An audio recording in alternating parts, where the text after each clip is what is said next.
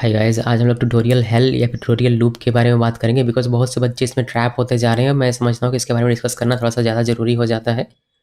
तो दो चीज़ें हैं जो आपको ध्यान में रखनी है, दो चीज़ें हैं जो आपको अवॉइड करनी है। पहली चीज़ है कि एक चैनल से दूसरे चैनल, दूसरे चैनल से तीसरे चैनल में स्विच नहीं करना है एक ही चीज़ के लिए। एग्जाम्पल के तौर पर अगर आपने मेरे चैनल से जावास्क्रिप्ट सीखा है शुरू से लेकर अंत तक, तो वही चीज़ आप किसी और के चैनल में जाके मत सीखिए शुरू से लेकर अंत तक।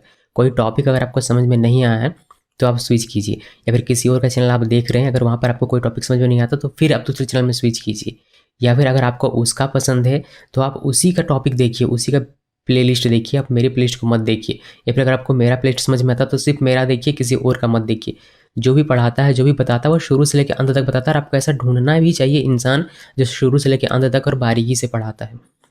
आपने यहाँ पढ़ा जावास्क्रिप्ट, फिर आप जाके जावास्क्रिप्ट फिर वहाँ पढ़ेंगे, फिर वहाँ से वहाँ पढ़ेंगे। तो इस तरीके से तो आप लूप क्रिएट कर रहे हैं अपने लिए कि मैं जावास्क्रिप्ट ही पढ़ता रहूँगा जीवन भर। आगे के स्टेप आप कब जाएंगे? कब आप पढ़ेंगे जावास्क्रिप्ट के पैकेजेस, कब पढ़ेंगे आप जावास्क्रिप्ट की एक अलग अलग बेहतरीन सी लाइब्रेरीज, कब पढ़ेंगे आप जावास्क्रिप्ट के फ्रेमवर्क्स, कब आप उसमें प्रोजेक्ट्स बनाएंगे, कब आप अपना पोर्टफोलियो तैयार करेंगे जिससे आपको जॉब और प्लेसमेंट में आसानी हो।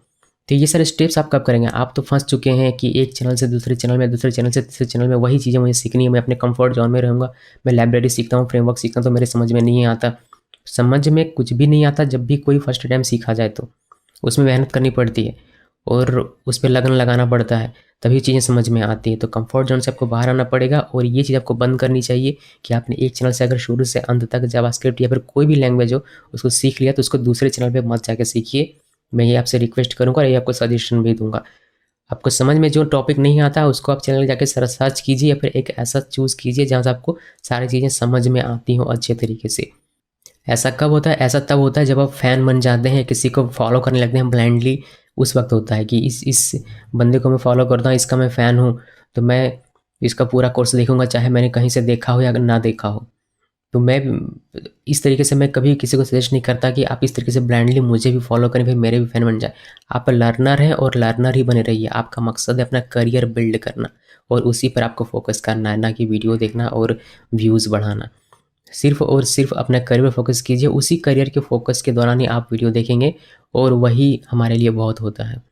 आपका करियर बिल्ड करना ही हमारा ड्रीम है और उसी ड्रीम को पूरा करने में बस आप लोग सहयोग कीजिए और आप जो स्टेप्स हैं उसको फॉलो कीजिए बजाय इस तरीके से लूप में फंसने के। दूसरी चीज़ जिसमें ये लोग ट्रैप होते हैं, वर्जन पे। अगर मैंने 3 साल पहले पाइथन डाला है और कोई अगर आज पाइथन डाल रहा है, इसका मतलब ये नहीं है कि उसने नया पाइथन ईजाद करके और वो डाल रहा है। इसका सिंपल सा मतलब ये है कि मैंने पहले डाल दिया है और आपने उसको सीख लिया है, तो अब आपको उसका वाला जाके देखने की आवश्यकता नहीं है। ये आप ज़रा दिमाग में रखिए। और आपको वर्जन की अगर बात करूँ तो अगर मैंने 3.9 पाइथन बताया और आज अगर 3.10 कहीं पर बताया जा रहा है तो आपको नंबर पे नहीं जाना है। नंबर मार्केटिंग स्ट्रैटेजी होता है किसी भी कंपनी का। अगर आज हर 2 महीने में, 3 महीने में अगर 3.9 से 3.10 पाइथन को नहीं किया जाएगा तो लोग उसकी वैल्यू ख़त्म कर देंगे। लोग समझेंगे कि पाइथन को अपडेट नहीं किया जा रहा है, उसमें सिक्योरिटी पैचेस नहीं आ रही है, उसको मत यूज़ करो। इस तरीके से अगर जैसे कि एक एग्जांपल ले लें एक्सप्रेस का बहुत सालों से अपडेट नहीं आया, तो एक्सप्रेस का आप देख रहे हैं किस तरीके से डाउन जा रहा है, बिकॉज लोगों का ट्रस्ट उसमें ख़त्म हो रहा है। लोग भरोसा नहीं कर रहे हैं कि वह उसका जो डेवलपर कम्युनिटी वो एक्टिव है या नहीं है। तो एक मार्केटिंग स्ट्रैटेजी होती है नंबर्स को बदलने की। आपको नंबर्स पे नहीं, फीचर्स पे फोकस करना है। अगर आपने 3.9 को शुरू से अंत तक सीखा है किसी भी चैनल से और आपको लगता है कि 3.10 में ये नया फीचर आया हुआ, तो सिर्फ उस डिफरेंस को, 3.9 और 3.10 के बीच का जो डिफरेंस है, जो डिफरेंस ऑफ फीचर है, उस फीचर को सीखना है, वो भी ऑफिशियल डॉक्यूमेंटेशन से, ना कि किसी के चैनल पर डिपेंड रह के। तो ये सारी चीज़ें कीजिए और आप बेहतर कर पाएंगे करियर पे। इस तरीके से फंसे रहेंगे आप एक चीज़ पे, आपको आगे बढ़ना चाहिए। मैं बात करता हूँ जेंगो की। जेंगो आपने मेरे चैनल से पढ़ा होगा, मैंने 3 बनाया, अभी 4 आ चुका है। लोग मुझे कहते हैं कि अब 4 का बनाइए। क्यों बनाऊँ मैं 4 का? अगर आपने 3 सीखा है तो आप 4 को भी सीख सकते हैं, थोड़ा सा अगर आप डॉक्यूमेंटेशन अगर फॉलो कर लें तो। मतलब 4 मैं बनाऊँगा, लेकिन जिन लोगों ने 3 सीखा हुआ है ऑलरेडी, वह अगर मुझे कहें कि 4 भी बताइए तभी मैं सीखूँगा उसको, तो मैं उनको कहता हूँ कि ये मेंटालिटी आपको बदलने की आवश्यकता है। आपने जेंगो सीखा, जेंगो सीखने के बाद आपने क्या किया? क्या आपने प्रोजेक्ट्स बनाए? क्या आपने टेस्टिंग उसमें सीखा? क्या आपने कोड कवरेज सीखा? क्या आपने जो सिस्टम डिज़ाइन होता है उसके बारे में आपने रिसर्च की कि किस तरीके से हम लोग जेंगो में कोई प्रोजेक्ट बनाए तो सिस्टम डिज़ाइन कैसे करते हैं, कोड कंसिस्टेंसी क्या होती है, इस सारी चीज़ें आपने सीखी? नहीं सीखी। आपने क्या सीखा कि जेंगो 3 आ चुका है जो कि मैं सीख चुका हूँ, अब जेंगो 4 आ गया भाई, अब जेंगो 4 सीखना है। तो ये होता है क्या, इससे भाई कर क्या रहा है तू? इस तरीके से करियर नहीं बिल्ड होता है। एक चीज़ से करियर बिल्ड नहीं होता, आपको वो पूरा एक चेक पॉइंट्स क्लियर करने पड़ते हैं, तब जाके आप गेम आपने सभी ने खेला होगा। चेक पॉइंट्स क्लियर करने पड़ते हैं, तभी आप मंजिल तभी आप झंडे तक पहुंच सकते हैं। तो जेंगो एक चेक पॉइंट था, आगे बढ़िए, टेस्टिंग सीखिए, टेस्टिंग सीखने के बाद कोड कवरेज सीखिए, आप कोड कंसिस्टेंसी क्या, कोड को कैसे रीफैक्टरिंग करते हैं इसके बारे में सीखिए, कैसे बेहतर कमेंट्स लिख सकते हैं, कैसे परफॉर्मेंस बेटर कर सकते हैं, ये सारी चीज़ें सीखिए। ये आपको करियर में दूर तक लेके जाएगी। लेकिन आप वर्जन पे फंसे हुए हैं।